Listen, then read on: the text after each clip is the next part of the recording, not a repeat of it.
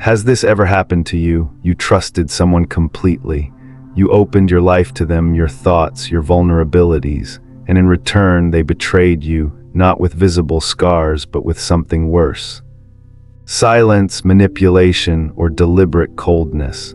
Maybe it was a friend who ghosted you without a word, a partner who slowly withdrew affection while pretending everything was fine. A colleague who smiled to your face and slandered you behind your back. And suddenly, you're left not just with pain, but with a haunting emptiness, a psychological chaos they walk away from as if it never mattered. What if I told you the smartest way to rise above it all isn't retaliation? It isn't crafting the perfect comeback or demanding closure. It's not even forgiveness in the way modern self-help defines it. The Stoics, Marcus Aurelius, Epictetus, Seneca, taught us something deeper. You rise by no longer needing them to understand what they did. You rise in silence with clarity, boundaries, and self-respect. Not because you're weak, but because you've chosen to evolve beyond their reach. Part 1, Silence over Retaliation, the Stoics' first move. Marcus Aurelius once wrote, "The best revenge is to be unlike him who performed the injury." That's the essence of this philosophy. In a culture obsessed with proving your point and exposing betrayal, Stoicism dares you to do the opposite, to win not with noise but with stillness. It begins with emotional detachment, and let's be clear, detachment isn't numbness. It's not cold-heartedness, it's the power to separate your worth from someone else's actions. You are not what they did to you. You are not defined by their absence, their cruelty, or their failure to see your value. Detachment is what allows you to protect your peace without closing off your heart. It's an act of spiritual discipline, not emotional denial. There's a story of Michelle Obama that reflects this kind of grace under fire. When critics insulted her appearance, her background, her intellect, she didn't snap back. She didn't try to win them over. Instead, she famously said, "When they go low, we go high." That's not just a political line, it's Stoicism in modern form. She chose not to let others drag her down into pettiness or reactive rage. She rose by becoming immune to their emotional reach. The Stoics would call this apatheia, not the absence of feeling, but the mastery of it. The ability to observe pain without being enslaved by it. And it doesn't happen by accident. It takes deliberate inner work. First, you must accept what happened without illusion. Epictetus said, "It's not what happens to you, but how you react to it that matters." Yes, someone hurt you. Yes, it was unjust. But replaying the betrayal in your mind over and over, hoping they'll wake up one day and regret it, that's you handing them more power than they ever earned. That's not healing. That's a slow self-poisoning. Instead, imagine your mind as sacred ground. Every thought is a seed. If you keep planting bitterness and vengeance, you harvest chaos. But if you plant clarity, silence, discipline, you harvest strength. You begin to rise not with noise, but with dignity. Consider this, every time you mentally argue with them, you're giving them access to your peace. Every time you wonder why they did it, if they miss you, or what they're saying about you, you're still energetically tied to them. And here's the bitter truth, they may not be thinking about you at all. So what do you do instead? You set a boundary, not around them, but within yourself. A boundary that says, "I will no longer chase understanding from those who chose to misunderstand me."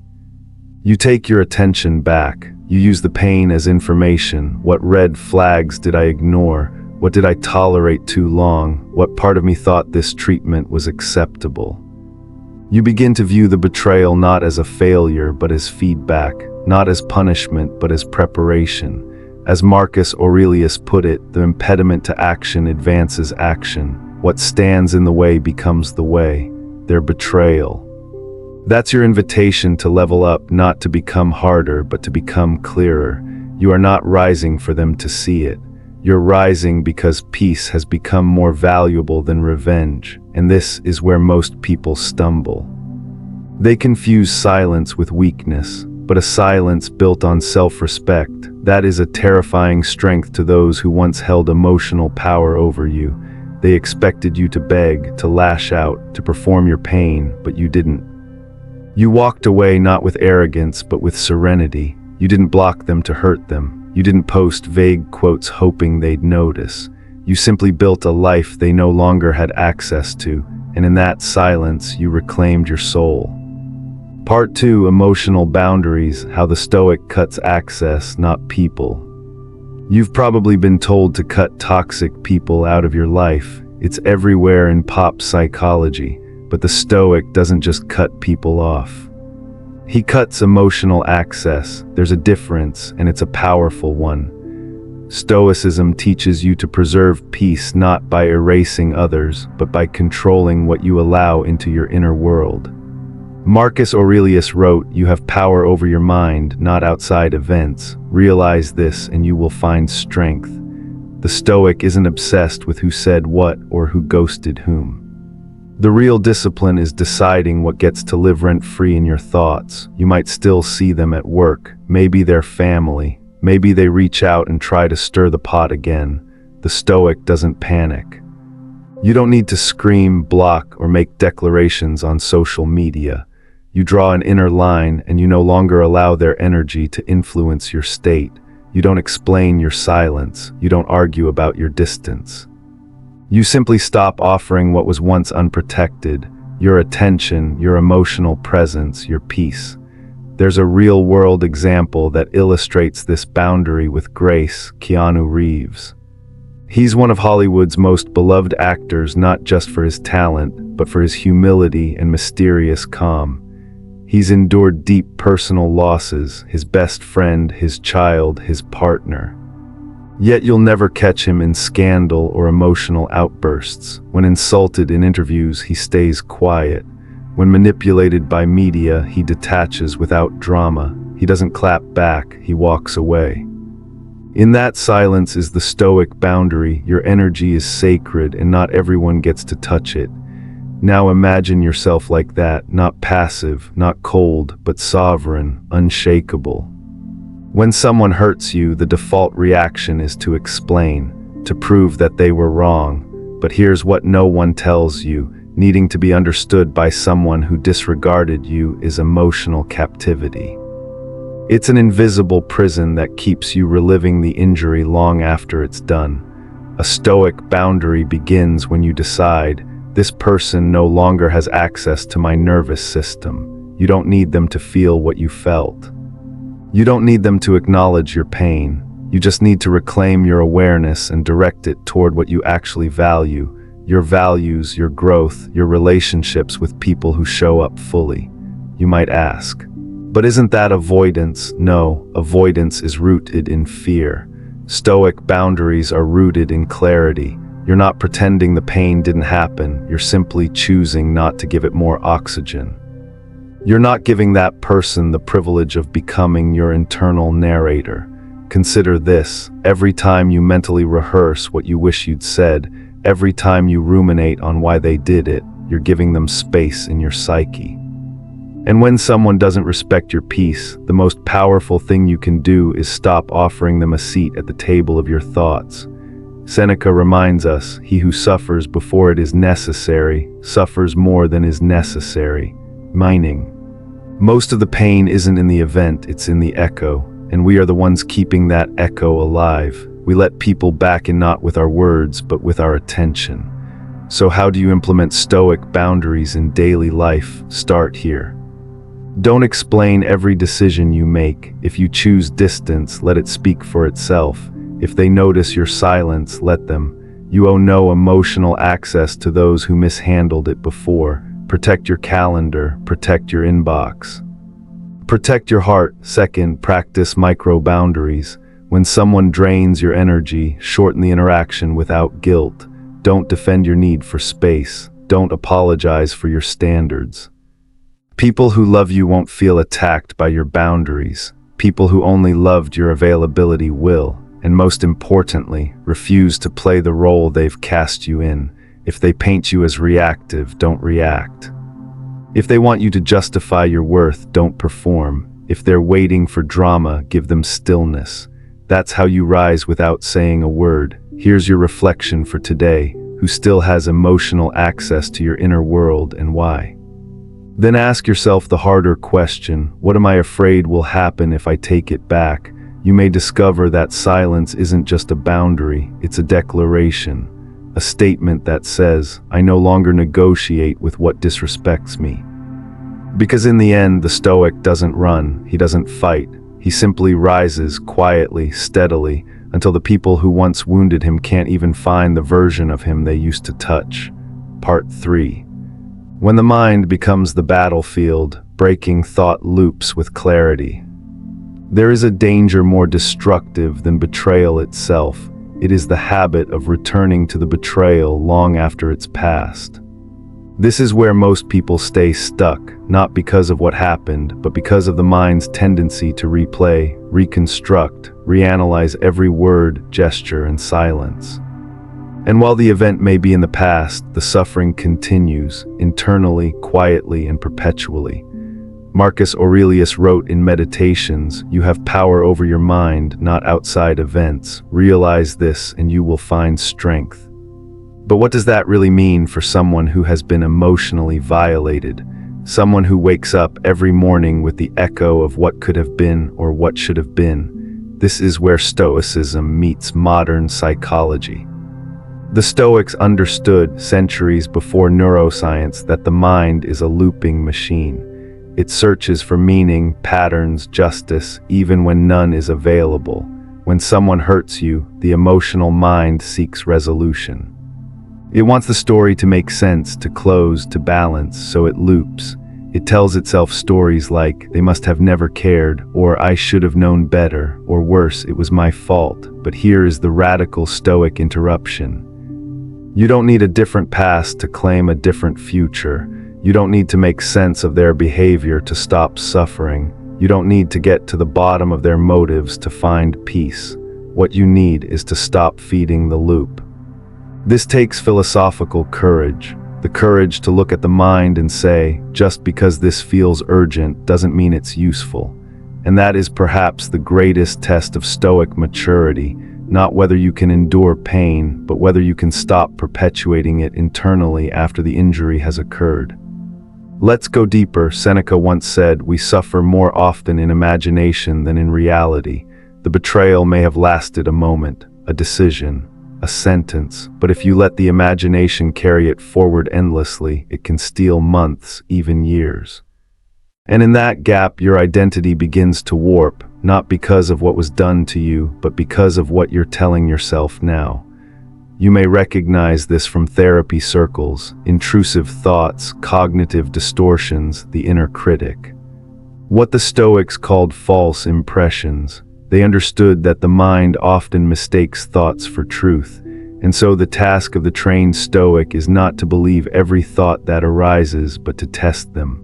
For example, you might think, "I wasn't enough, that's why they left." A Stoic stops and examines this claim. What does enough even mean? According to whom? Is this truth or just pain dressed up as logic?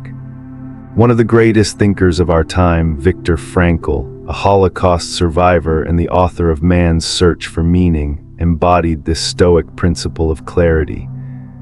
In the midst of unimaginable suffering, stripped of family, freedom, and identity, he discovered that the one thing no one could take from him was his interpretation. Everything can be taken from a man, Frankl wrote, but one thing, the last of the human freedoms, to choose one's attitude in any given set of circumstances, to choose one's own way. And this is where clarity becomes your liberation. You cannot control who left, who lied, who manipulated, or who failed to see you, but you can control what story you tell now. You can decide that their actions were a reflection of them, not a verdict on your worth. You can shift the question from "why did they do this to me?" to "what part of me is still believing that I deserved it?" This is not denial. This is philosophical rigor. The mind must be trained like any muscle. Left untrained, it will default to pain. But with discipline, you can begin to identify what Marcus Aurelius called the disturbance within and cut it off at its root, a practical application. Whenever you find yourself stuck in a mental loop, pause and name the loop. literally say this is the revenge loop, or this is the closure fantasy, or this is the self-blame spiral. Naming it creates separation. It brings awareness where before there was only identification, and in that separation you find your freedom. Then you pivot, you ask, what does this thought want from me? Is it trying to protect you from future pain? Is it craving justice? Validation, compassion. When you can understand the need beneath the thought, you can begin to meet that need directly, without keeping the perpetrator at the center of your consciousness. This is what it means to rise, not to forget what happened, but to become a person who can carry the weight of it without being crushed by it. A person who, like the oak tree in the storm, becomes sturdier with every gust of wind, because your thoughts are not facts, your pain is not prophecy. And your past is not your personality. You are the thinker, not the thought. You are the observer, not the event. And when you master your inner loops, you don't just break free from the people who hurt you, you break free from the patterns that allowed them in. Part 4, the alchemy of pain, turning betrayal into inner power. Pain, when not transformed, is transmitted. This is not just psychology, it's Stoic truth. The philosophers of antiquity knew that unchecked suffering turns into bitterness, vengeance, and self-sabotage. But pain, when properly understood, becomes fuel. That is the Stoic art, not escaping pain, but refining it into power. Seneca wrote, "Difficulties strengthen the mind, as labor does the body." If your heart has been broken, if you've been betrayed, ghosted, discarded, you are not powerless. You are on the threshold of transformation, because every wound carries two paths. One that leads to resentment and one that leads to self-respect. But first, you must face the pain honestly. No bypassing, no pretending it didn't matter. The Stoic doesn't suppress his wounds, he observes them without flinching. He asks not why me, but what is this trying to teach me? There's a powerful modern example in Oprah Winfrey. Raised in poverty, abused as a child, and rejected early in her career, she could have easily been defined by trauma. Instead, she used every betrayal as a lesson. She said once, "Turn your wounds into wisdom." That's Stoicism in action. It's what Marcus Aurelius did when his most trusted generals betrayed him. What Epictetus did when, as a crippled slave, he turned his suffering into spiritual insight. They didn't stay victims, they didn't seek pity. They turned inward and built unbreakable inner lives, and you can too. But only if you stop trying to go back to who you were before the pain. That version of you is gone, and that's not a tragedy, it's a rebirth. What Stoicism demands is not healing back to your old self, but becoming someone wiser, more rooted, more impenetrable. To do that, you must extract the lesson from the suffering. Every betrayal, every manipulation, every silent dismissal, these are teachers. If you dare to ask the right questions, what was the red flag I ignored? Where did I betray myself trying to keep them? What beliefs about my own worth allowed me to stay too long? This is philosophical alchemy. It takes the raw material of pain and transmutes it into something sacred. Discernment, boundaries, clarity. You begin to see that they didn't just leave you. They freed you from a cycle you weren't strong enough to break before. You realize the rejection was protection. The silence was information. Their distance wasn't abandonment, it was exposure. Exposure of what you need to heal. Exposure of where your inner architecture was too fragile. As the Stoics teach, nothing truly good can be taken from you. Only false security, illusion, attachment. The pain wasn't the enemy. The enemy was your idea that their love validated your worth, that their presence proved your value. You are not broken because they didn't choose you. You're waking up because you finally see the truth. Your power never lived in their hands. Let's make this concrete. A woman loses her partner of 10 years to an affair. Everything collapses. Her identity was wrapped in the relationship. The betrayal is brutal. Months pass, and instead of seeking revenge or spiraling into bitterness, she begins journaling daily.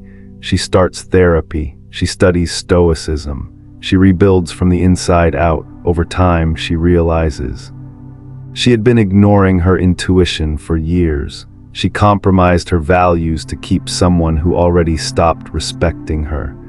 The affair wasn't just his betrayal, it was a mirror showing her where she had abandoned herself. She doesn't need an apology now, she doesn't even need to be seen. Her clarity is complete. That's what Stoicism means when it says, don't look for things to happen as you wish, but wish for them to happen as they do. Not because betrayal is good, but because in the grand alchemy of the soul, it can become your making. You are not here to erase pain, you are here to master it. You are not here to get back at them. You are here to rise beyond what they could comprehend. This is your evolution, silent, unapologetic, unstoppable. So the next time your mind starts spinning the old narrative, they hurt me, they never cared, I wasn't enough, interrupt it. Replace it with this, they were a chapter, not my conclusion. I now see that pain as a message, and I will not waste its wisdom. Because that is what they never expect, not revenge, not rage, but that you would use the very fire they lit to forge a stronger version of yourself. Part 5, Detachment with Dignity, What They Never See Coming. There's a moment, quiet, subtle, irreversible, when you no longer want them to understand what they did to you. You don't need their apology, their regret, or even their recognition. That moment, when you finally stop needing closure from someone who never gave you clarity, is the exact moment you reclaim your power. And it always catches them off guard, because they expect reaction. They expect you to cry, to beg, to explode, but the Stoic offers no such performance. He offers detachment, not as revenge, but as a statement of self-respect. Seneca said, "He who is brave is free," and detachment properly practiced is the purest form of freedom. Let's clarify, detachment is not apathy, it's not emotional numbness, it's not pretending it didn't hurt. Detachment is feeling the full force of what happened and still choosing not to let it govern your future. It's not absence of emotion, it's the refusal to be ruled by it. Most people live reactive lives, they're fused with the actions of others. One rude message ruins their day, one unanswered call collapses their confidence, but the Stoic disciplines his inner world. He builds a sanctuary that no insult, betrayal, or dismissal can touch. That's what makes detachment so powerful. It's not silent because it's weak, it's silent because it doesn't need validation anymore. Look at someone like Nelson Mandela, imprisoned for 27 years, brutalized, humiliated. Yet when he walked free, he did not return fire with fire. He could have lashed out. Instead, he led with dignity. His response to pain wasn't vengeance, it was evolution. He didn't seek to punish those who hurt him. He sought to rise above them. That is the Stoic ideal in action. Mandela understood something crucial. Dignity is the deepest defiance. When others expect you to fall apart, your calm becomes unsettling. When they expect drama, your silence is unnerving. When they expect revenge, your peace becomes unexplainable. That's what Stoics call ataraxia, a profound inner tranquility that can't be touched by external chaos. You might be tempted to send one final message, one last truth bomb, a long paragraph telling them exactly who they are and what they did. Don't, not because it's not true, but because it costs you something precious, your stillness. Every time you explain yourself to someone committed to misunderstanding you, you give away your sovereignty. Every time you rehearse the perfect clapback in your head, you anchor yourself to a story that no longer deserves your presence. Marcus Aurelius reminds us the best revenge is to be unlike him who performed the injury. Your stillness is not a performance, it's not strategy, it's the natural result of clarity. And that's what they can't understand because their power relied on your reaction. When you no longer give it, the game ends. Here's how to practice dignified detachment. 1. Withdraw your emotional availability. Not your humanity, not your compassion, but your access. You decide who gets your presence, not everyone qualifies. 2. Stop narrating your pain to those who caused it. They're not the ones who can heal it. Speak instead to those who have the capacity to hold your truth without distorting it. 3. Observe, don't absorb. Notice the emotions that rise, greet them, learn from them, but don't act on them until they've cooled. The Stoics believed in proherses, your ability to choose your response. That is your power. And here's the paradox: the less you seek to be understood by the person who hurt you, the more you understand yourself. You realize their behavior never had anything to do with your worth. It was a projection of their own limitations. When you stop taking it personally, you rise impersonally, and that, more than any angry outburst, is what undoes them. Because in the end, there's nothing more powerful than walking away, not in rage, but in calm. When you do that, you send a message louder than any confrontation could convey. I no longer need you to know who I've become. Because I'm not becoming this for you, I'm becoming this for me, and that's what they never see coming. Part 6, the wisdom of boundaries, redefining what you allow in. There comes a point when healing demands more than reflection. It demands architecture. Emotional architecture, internal laws about who gets access to you and who doesn't, and that architecture is built through boundaries. If you've ever been betrayed, manipulated, or dismissed, you may feel like the answer lies in better understanding them. Why they did it, how they think, whether they regret it. But the truth is, your healing doesn't begin when they change. It begins when you enforce your standards. Because the deepest act of self-respect isn't demanding an apology, it's setting a boundary. Marcus Aurelius once said, "The soul becomes dyed with the color of its thoughts." But your soul is also shaped by the company you keep, the energy you allow, and the pain you permit to stay. And what many don't realize is this: boundaries are not walls, they're filters. They don't isolate you, they protect your clarity. They don't punish others, they preserve your peace. Yet this is where kind-hearted people often struggle. You were taught that saying no is selfish. That detachment is cold, that walking away is weakness, but the Stoic sees it differently. The Stoic knows that without boundaries, even virtue becomes vulnerable. Compassion turns into martyrdom, loyalty into self-abandonment, forgiveness into repeated injury. You were not made to be a sponge for chaos. Let's consider the example of Michelle Obama. Throughout her time as First Lady, and well after, she was often the target of criticism, manipulation, even blatant disrespect. And yet, she never responded with outrage or retaliation. She responded with poise, presence, and limits. Her book Becoming is a testimony to how strength, grace, and clear boundaries coexist. She once said, "When they go low, we go high." That is the voice of emotional sovereignty, of someone who protects their inner terrain from external turbulence. Because here's the Stoic truth: not everyone deserves to know the softest parts of you. Not everyone should be allowed near your nervous system. And certainly, not everyone is safe for your spirit. We often confuse access with connection. Just because someone was close to you doesn't mean they honored that closeness.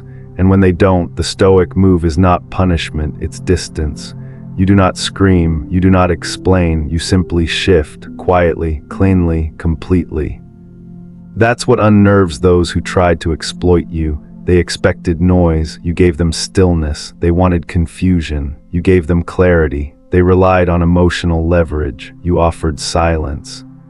And in doing so, you restored something sacred, your psychological sovereignty. Here is how to implement boundaries without guilt. 1. Define your internal standard. Not what others say is reasonable, but what is necessary for you to stay aligned. Ask, what behaviors steal my peace? Then draw the line. 2. Detach from the outcome. When you set a boundary, expect resistance. People who benefited from your lack of limits will call your growth selfish. Let them. Their discomfort is not your responsibility. 3. Let go of the need to explain. You don't owe everyone your reasons. Some exits don't require a speech, just a decision. Maturity is when you stop asking for permission to honor your well-being. Seneca reminds us, associate with people who are likely to improve you, not those who trigger your regression. not those who confuse your empathy with compliance, but those who see your boundaries as a sign of your self-respect, not your hostility. And remember this, when someone reacts poorly to your boundary, they are revealing why it was needed. That isn't cruelty, that's clarity. You are not shutting people out, you are calling yourself back in. Boundaries are how you stop bleeding for people who wouldn't even offer you a bandage. They are how you signal to yourself that you are no longer available for disrespect, no matter how familiar it may feel. Because one of the hardest truths of healing is this: you can love someone deeply and still recognize they are not safe for your peace. So you walk, not because you hate them, but because you finally love yourself enough not to stay where your soul shrinks. And in that decision, in that precise, dignified refusal, you don't just rise above those who hurt you, you rise back into who you were always meant to be. Part 7. From reaction to reflection, mastering the emotional battlefield. Most people live at the mercy of their emotions. Anger rises and they lash out. Sadness sinks in and they withdraw. Fear whispers and they run. But the Stoic isn't interested in momentary comfort. He's interested in enduring power. He doesn't suppress emotion, but studies it. He knows that reaction is surrender, and that mastery begins in the pause between stimulus and response. This is where emotional intelligence merges with Stoic philosophy. Marcus Aurelius didn't say, "Don't feel." He said, "You have power over your mind, not outside events. Realize this and you will find strength." In other words, feel what arises, but respond from your principles, not your pain. Let's make this practical. You get ghosted. Again, every instinct in your nervous system screams, text them, demand answers, say something. But instead you breathe, you step back, you do numb the feeling, you observe it. You get curious. What story is my mind spinning right now? Is this about them, or is it about my fear of abandonment? That's the shift. From emotional chaos to conscious reflection, from knee-jerk impulse to Stoic discernment. And here's the miracle: the more you delay your reaction, the more insight you gain. You begin to see that half your suffering didn't come from what they did. It came from the meaning you assigned to it. They ignored me, so I must not matter. They cheated, so I must not be enough. But no, their actions were about their character, not your worth. This is the battlefield of modern life. Not physical war, but emotional hijacking. And the Stoic doesn't retreat from it, he trains for it, daily, repeatedly. He builds the muscle of self-governance so that when betrayal strikes, he bleeds, but he doesn't break. Let's consider a modern embodiment of this idea: Viktor Frankl. A psychiatrist and Holocaust survivor, Frankl endured one of history's greatest traumas. He was starved, beaten, stripped of his family. Yet in his book Man's Search for Meaning, he wrote, "Everything can be taken from a man but one thing, the last of the human freedoms, to choose one's attitude in any given set of circumstances." That is Stoicism crystallized in the most extreme conditions. Even in a concentration camp, Frankl saw that while suffering is unavoidable, victimhood is optional. What he taught is exactly what Marcus Aurelius practiced in the Roman court. You are not free from pain, but you are free to decide what the pain will make of you. Here are 3 practices to develop this level of reflection. 1. Journal before you speak. Give your emotions a safe place to land. Write down what happened, what you felt, what story your mind created. Then ask, is this true? Is this helpful? Is this aligned with who I want to be? 2. Delay your response by 24 hours, especially when triggered. Most damage in relationships is done in minutes that could have been spared with distance. As Epictetus said, if someone succeeds in provoking you, realize that your mind is complicit in the provocation. That doesn't mean blame yourself, but take ownership of what you choose next. 3. Train your inner observer. Imagine part of you is sitting on a mountaintop, watching your life unfold. From that elevated view, does this betrayal deserve your identity? Does this insult merit your dignity? Would your highest self trade peace for momentary vindication? because in truth, those who try to hurt you are banking on one thing. Your reactivity, your spiral, your collapse. They don't need to destroy you directly. They know if they push the right button, you'll do it yourself. That's why your calm is terrifying. That's why your pause is power. That's why your refusal to descend into chaos is the one thing they never planned for. And here's the paradox of all Stoic wisdom. The quieter your mind becomes, the louder your presence gets. You want to shake the world of those who hurt you.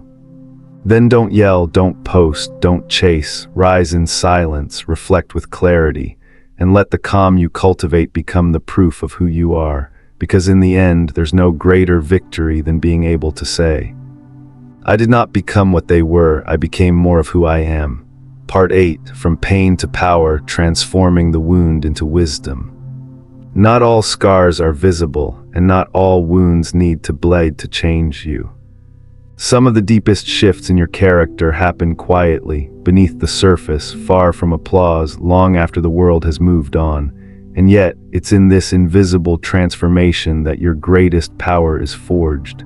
This is the Stoic path. Not to deny your pain, but to refine it. Not to run from the fire, but to be reshaped by it without being consumed. Epictetus, once a slave and later a philosopher whose words still guide millions, said, "Difficulties are things that show a man what he is." Your hardships are not just unfortunate chapters, they are invitations. If you accept them, they will introduce you to a stronger version of yourself. Most people ask, why did this happen to me? But the Stoic asks, what now? That shift from victimhood to authorship is everything. Because when someone hurts you, they don't just injure you with their actions. The real damage often comes from the internal story you continue to tell about what that pain means. I wasn't enough, they replaced me because I'm disposable, they left because I'm unworthy. No, those are lies dressed up as logic, and they're dangerous because they feel familiar. But remember, the story you assign to your pain will shape your future more than the pain itself ever could. Let's look at Oprah Winfrey. Abused, abandoned, ridiculed in her early years, yet she became one of the most influential women in history. How? She didn't let her past define her, she let it instruct her. She turned violation into voice, trauma into transformation. Her story is proof of a Stoic principle. You don't need to be responsible for what happened, but you are responsible for what happens next. So how do you turn your pain into power concretely? 1. Extract the lesson. Every betrayal teaches you something about boundaries, values, or perception. Ask, what truth did this pain force me to see? What did I tolerate that I'll never tolerate again? What part of me allowed that access? 2. Rewrite the narrative. If you catch yourself thinking, I wasn't good enough, reframe it. They couldn't see my value. That's a reflection of them, not me. The mind loves loops, interrupt them with clarity. 3. Give the wound a purpose. Teach from it, create from it, serve from it. The moment your pain helps someone else, it stops being just your burden, it becomes your bridge. Because the Stoic understands something most people never learn. Suffering, when processed with intention, becomes insight. And here's another truth, some of your greatest growth will come not just despite your wounds, but because of them. Marcus Aurelius, Emperor of Rome, grieved the deaths of his children, endured wars and betrayals, and still wrote, "The impediment to action advances action." What stands in the way becomes the way. Let that sink in. The obstacle becomes the path, not the detour, not the distraction, the actual road forward. Think of your pain like fire. Left unmanaged, it destroys. But contained and guided, it forges steel. It strengthens the core. The Stoic doesn't pretend the fire isn't hot, he simply chooses what it will make of him. So the next time someone breaks your trust, wounds your spirit, or discards you, don't rush to fix the story. Sit with the ashes, learn from the burn, and then slowly, methodically rebuild. But this time, not from the same materials. Build from truth, not illusion. From wisdom, not resentment. From insight, not impulse. And then one day, perhaps quietly, you'll realize you don't think about them the same way anymore. You don't need revenge. You don't need recognition. You don't even need closure. Why? Because you've alchemized the pain. It's no longer your prison, it's your proof, and the person you've become as a result. They wouldn't even recognize you now. Part 9, the ultimate power, peace that cannot be shaken. There is a moment in every Stoic journey when you realize this truth. Your greatest strength is not in what you say, but in what you no longer react to. That's when you understand peace not as the absence of problems, but as the presence of inner alignment, a kind of stillness that holds firm even when the ground beneath you shakes. This is not passivity. This is not suppression.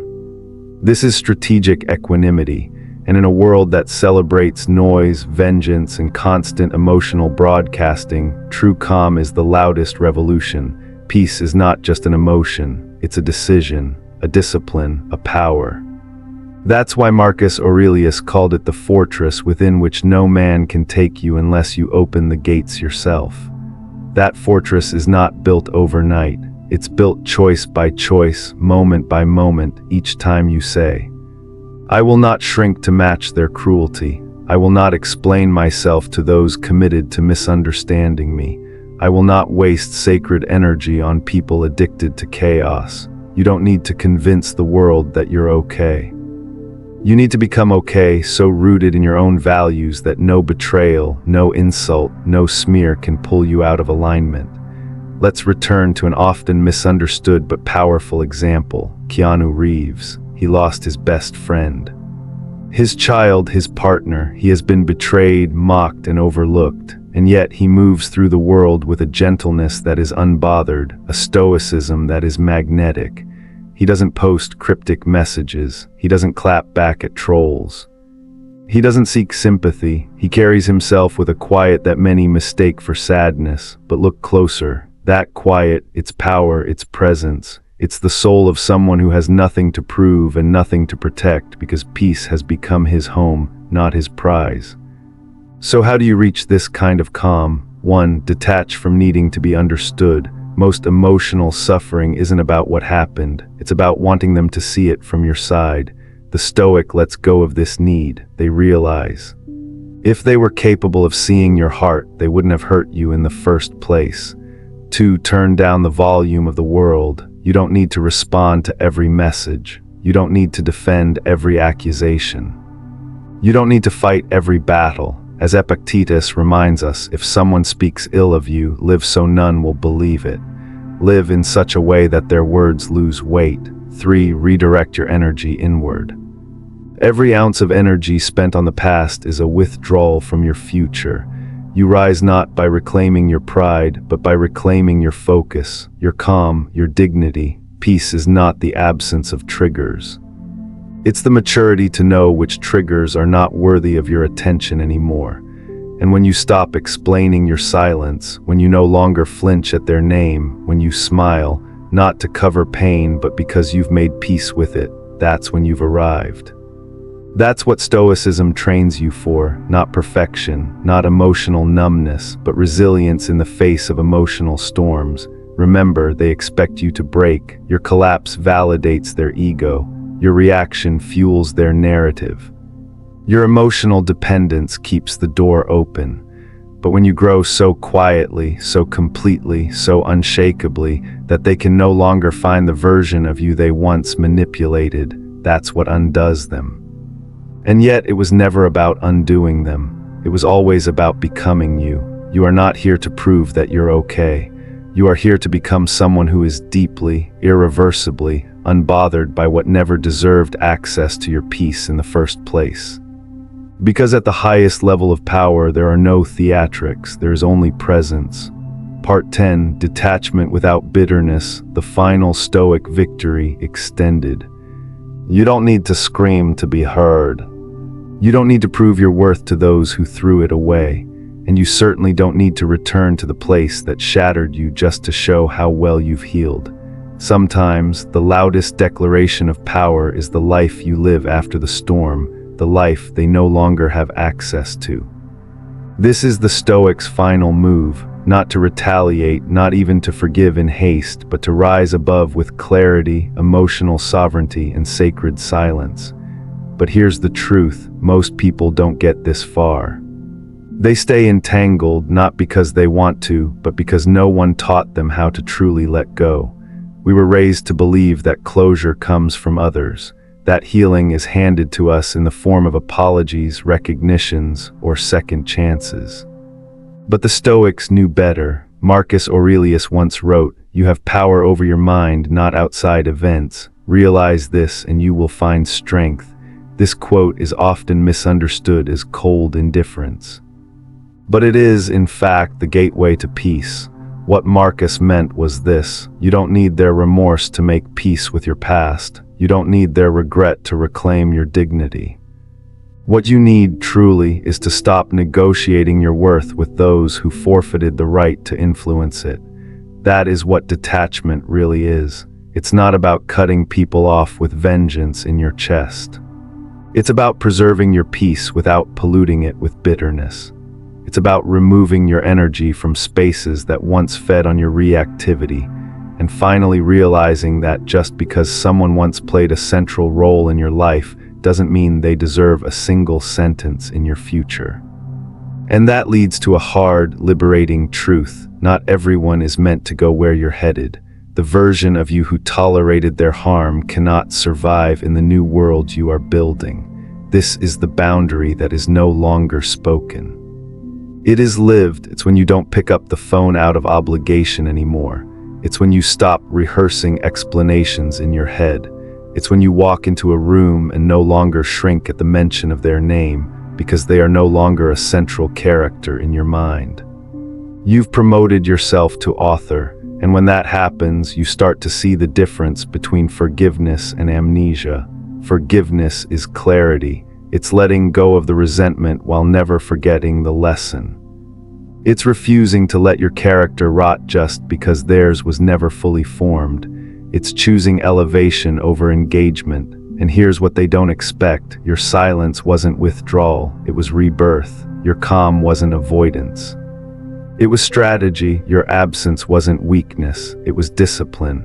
Because while they may still play games in shallow waters, you've learned to breathe in deeper currents. You've evolved beyond needing their apology, and that's what makes your healing so unstoppable. Let's remember what Epictetus taught: freedom is the only worthy goal in life. It is won by disregarding things that lie beyond our control, and that includes closure, that includes recognition, that includes revenge. Because the person you're becoming, the one who can hold hurt without holding onto it, is someone who radiates a different kind of power, one that cannot be imitated, one that cannot be baited, one that does not bend to the chaotic rhythms of others. That is peace. And peace is terrifying to those who feed on drama. Take, for instance, Nelson Mandela. He spent 27 years behind bars, wrongfully imprisoned, beaten, humiliated. And when released, he did not return with bitterness. He didn't seek vengeance. He emerged with composure, dignity, and vision. He forgave, but not because they deserved it. He forgave because he refused to remain psychologically imprisoned. That's what Stoic detachment looks like: freedom not just from them, but from the need for them. And now it's your turn. Audit the thoughts that still tie you to the pain. Ask yourself, am I holding on because there's more to learn, or because I'm afraid of who I'll be without this story? And when you're ready, release it, not for them, but for you. Not because they've earned your grace, but because your soul deserves stillness. And in that stillness, you will find what they never gave you: closure that doesn't ask for permission, worth that isn't negotiated, and love that no longer begs to be seen. Conclusion: you are the closure. You don't need to shout your growth. You don't need to prove you've healed, because the strongest transformations are the quietest. The Stoics didn't chase revenge, they cultivated inner strength. Marcus Aurelius didn't waste energy proving his worth. Epictetus didn't beg for justice. Seneca didn't crumble under betrayal. They all understood one truth: you are not what happens to you, you are what you choose next. So when they wonder why you no longer engage, let them wonder. When they say you've changed, let that be your confirmation. You didn't walk away in bitterness, you walked away with clarity. You didn't go silent out of fear, you went silent in power. Your peace is no longer negotiable. Your energy is no longer available to those who drain it. Your story no longer requires their permission to move forward. This isn't about being heartless. It's about finally having the heart to protect yourself. You are no longer seeking closure. You are the closure. If this message spoke to your soul, subscribe to Unshakable Calm and share your story below, because your healing may help someone else find their peace. This is your quiet victory. This is Stoicism lived.